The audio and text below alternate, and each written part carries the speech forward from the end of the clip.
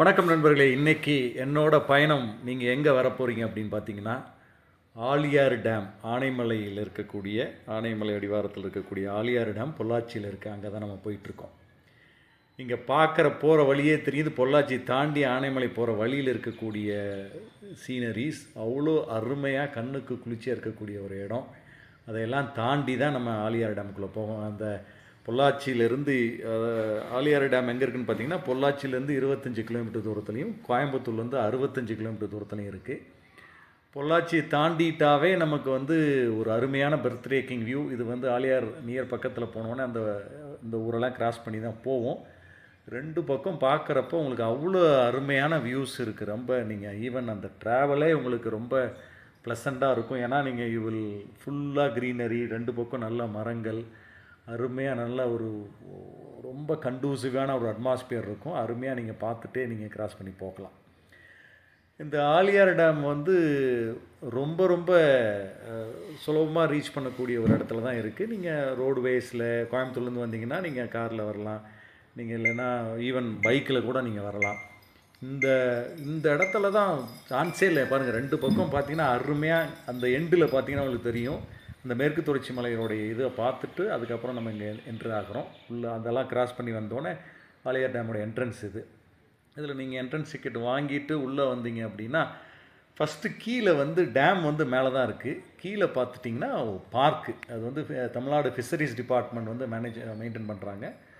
ஓரளவுக்கு டீசெண்டாக ரொம்ப நிறையா இருக்குதுன்னு சொல்ல முடியாது. ஓரளவுக்கு கண்டிப்பாக கிட்ஸ் என்ஜாய் பண்ணுவாங்க. அந்தளவுக்கு நிறையா சூப்பராக இருக்குது. நம்ம பெரியவங்களுக்கு வந்து பெரிய அளவுக்கு ஃபோட்டோ எடுக்கிற அளவுக்கு கீழே இடங்கள் கொஞ்சம் கம்மி தான். ஒரே ஒரு இடத்துல மட்டும் ஒரு சவுக்கில் உள்ளே போகிற மாதிரி இருக்கும். அதுக்கப்புறம் இந்த சின்ன அந்த வாட்டர் பேசேஜ் வந்து சுற்றியும் இருக்குது. நீங்கள் அதை மட்டும் இது பாருங்களேன். ஒரு 360 டிகிரி வியூ உங்களுக்கு காமிக்கிறேன். அந்த இடத்துல பார்த்தீங்கன்னா டோட்டல் வியூ வந்து உங்களால் பார்க்க முடியும். இந்த இடத்துல இருந்து நம்ம மறுபடியும் நம்ம இந்த வியூலாம் பார்த்துட்டு பாருங்களேன், திரும்ப ஒரு தடவை, ஏன்னா உங்களுக்கு நல்லா தெரியும், பார்த்துட்டு நீங்கள் மறுபடியும் நம்ம கீழே போனோம்னா நம்ம டேமுக்கு மேலே ஏறுறதுக்கு 2 வழி வச்சுருக்காங்க. அதாவது லெஃப்ட்டில் ஒன்று, ரைட்டில் ஒன்று இருக்குது. நான் வந்து டேமில் உள்ளே போயிட்டு நான் என்னோடய லெஃப்ட்டு இதில் ஏறி நான் உள்ளே போனேன். அதில் வந்து என்னென்னா ஒரு அட்வான்டேஜ் இருக்குது. நீங்கள் அதில் போகிறப்ப தான் கிட்ஸுக்கான அந்த ப்ளே ஏரியாலாம் இருக்குங்க. அந்த ப்ளே ஸ்டேஷன் எல்லாம் பார்க்க முடியாது. அதாவது சில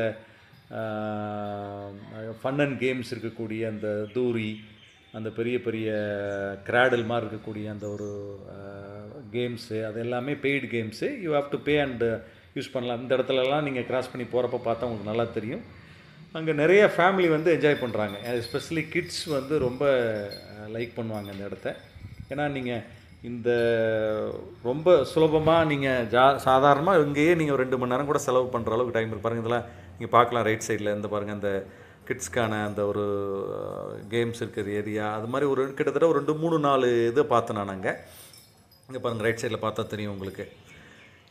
இதெல்லாம் நீங்கள் கிராஸ் பண்ணிவிட்டு இந்த விஷயங்கள்லாம் ஒருவேளை நம்ம கிட்ஸ் யாரும் இல்லை, நீங்கள் நேராக போனால் நேராக போயிட்டே இருக்கலாம். அதெல்லாம் பார்த்துட்டு ஜஸ்ட்டு போயிட்டு நேராக இங்கேருந்து தான் நீங்கள் அந்த லாஸ்ட்டுக்கு போகிறோம் பாருங்கள். இந்த எண்டில் இருந்து அப்படியே இந்த இந்த ஷீஷா மாதிரி இருக்கக்கூடிய இதையும் நம்ம கிராஸ் பண்ணி தான் ஃபைனல் எண்டுக்கு போயிட்டு நம்ம மேலே ஏறணும்.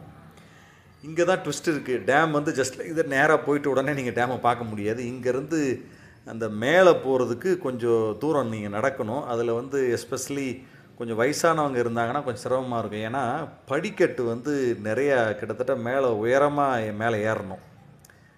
அப்போ அந்த மாதிரி நேரத்தில் நீங்கள் கிராண்ட் பேரண்ட்ஸ்லாம் கூப்பிட்டு வந்தால் அவங்கள இங்கே விட்டுட்டு கிட்ஸோடு விளையாண்டலாம். நீங்கள் வந்து இந்த படியில் தான் ஏறணும். 120லேருந்து 130 படிக்கு மேலே இருக்கும்.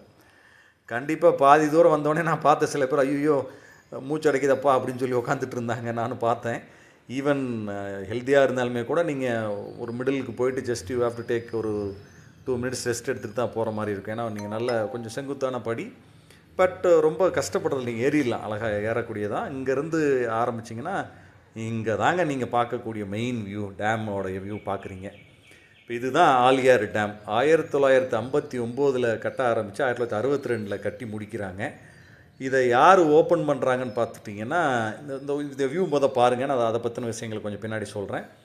இங்கேருந்து பார்த்தா நமக்கு அப்படியே 360 டிகிரி வந்து வியூ உங்களுக்கு அருமையாக இந்த இடத்துலேருந்து பார்த்தா தெரியும். நல்ல ஒரு வியூ. இங்கே பார்த்தீங்கன்னா இப்போ சம்மர் சமயத்தில் அங்கே போனனால தண்ணி கொஞ்சம் கம்மியாக இருந்தது. இதே நீங்கள் மழை பெஞ்சதுக்கப்புறம்லாம் போனால் அந்த தண்ணி இன்னும் நிறையா இருக்கலாம். இப்போ நான் நடந்து போயிட்டுருக்கேன் பார்த்தீங்கன்னா, எனக்கு பின்னாடி கொஞ்சம் தூரம் எண்டுக்கு போனால் ஹைட்ரோ ப்ராஜெக்ட், அந்த மின்சாரம் தயாரிக்கக்கூடிய அந்த ப்ராஜெக்ட் ஏரியா இருக்குது. நான் கொஞ்சம் டைம் ஆனாலும் அந்த இடத்துக்கு போகலை, பட் அந்த எண்டில் அது இருக்குது. அடுத்தபடியாக நீங்கள் பார்க்குறது அந்த ஃபேக் எண்டு, இந்த ஃபேக் எண்டுக்கு எனக்கு பின்னாடி பார்த்தீங்கன்னா உங்களுக்கு நல்லா பாருங்கள், உங்களுக்கு காமிக்கிறேன். திருப்பியும் ஒரு தடவை பாருங்கள். அதெல்லாம் ஆனைமலையினுடைய வெஸ்டர்ன் காட்ஸ், மேற்கு தொடர்ச்சி மலை. அதை அப்படியே சுற்றியும் அந்த மலையை பார்க்கலாம். நீங்கள் பாருங்கள், அந்த அந்த வாட்டர் லைனுக்கு தாண்டி பாருங்களேன், ஃபுல்லாக அப்படியே உங்களுக்கு அந்த மலைத்தொடர் இருக்கும். இந்த சைடு பார்த்துட்டிங்கன்னா கீழே அங்கேருந்து மலை ஆரம்பிக்குது பாருங்கள், அந்த பகுதியிலேருந்து ஆரம்பிக்குது. இந்த சைடு வந்துட்டிங்கன்னா ஃபுல்லாக தென்னந்தோப்பு கம்ப்ளீட்டாக அந்த இடத்த பார்க்கலாம். ஏன்னா அது கொஞ்சம் ரொம்ப தூரமாக இருக்கணும், உங்களுக்கு தெரியல. இந்த க்ரீனாக இருக்கக்கூடிய இடங்கள் பார்த்தீங்கன்னா ஃபுல்லாக தென்னந்தோப்பு இருக்கும் கம்பல்சரி. பார்த்தீங்கன்னா ரொம்ப அதுவே சூப்பராக இருக்குது. இந்த ரோட்டில் எண்டு வரலையும் நீங்கள் நடந்து போகலாம். அந்த அந்த மலை இருக்குது பார்த்தீங்களா, அது வரலும் கூட நடந்து போயிட்டு அங்கே ஒரு கீழே இறங்கக்கூடிய ஒரு இடமும் இருக்குது. அது வழியாகவும் நீங்கள் இறங்கி வரதுனால வரலாம்.